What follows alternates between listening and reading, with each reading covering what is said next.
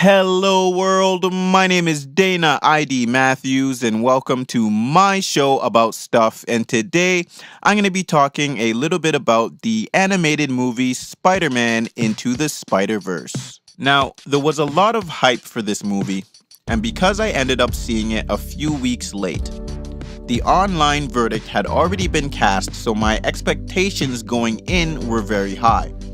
But turns out it was still everything I wanted it to be.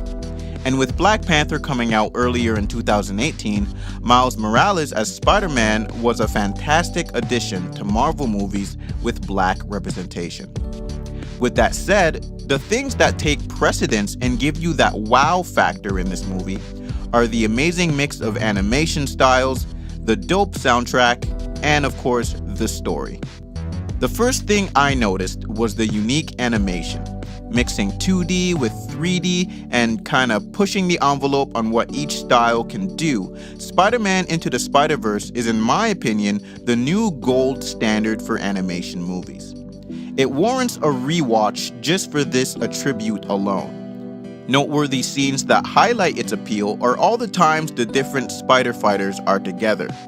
At those times when they are interacting with each other and during their action scenes, you really get to see the different kinds of animation styles in all their glory working together seamlessly to give you a unique and high quality animated viewing experience. Another thing that stood out to me was the soundtrack. Very hip hop, very modern, and even though I can't vouch for the lyric quality, the instrumentals were top-notch and the vocal melodies were very catchy and pleasant to the ear. The mood of the music always matched the situation throughout, ambiance and all. With that said, this movie could not succeed without a good execution of its story, and it manages to do just that and in a surprisingly short amount of time, with the movie only being about an hour and 20 minutes or so.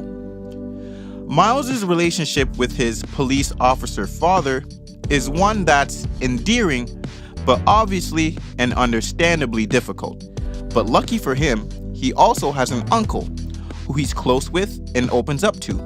And to have two black male role models, positive ones, in a home setting was nice to see when you consider the stigma about black families and fathers, even if one of them turns out to be a villain. Spoiler alert.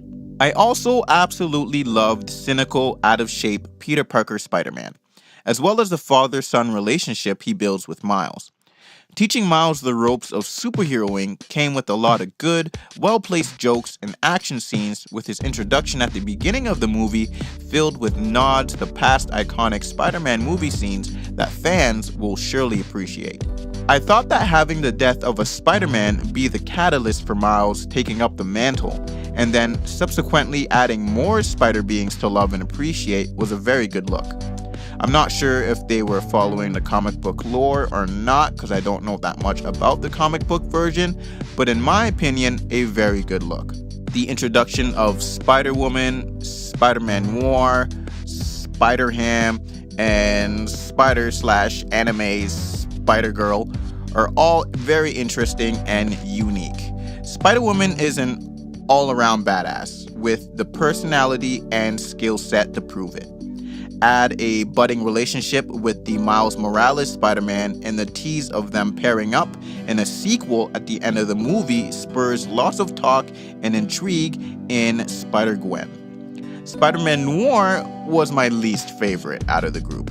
Not that he doesn't have his appeal, because visually he looks great and his time period is greatly romanticized, but for me, he is my last pick in terms of interest, but he is of course still interesting and would be cool for a Spider-Man adventure to happen in his timeline or dimension, seeing as everything is all black and white.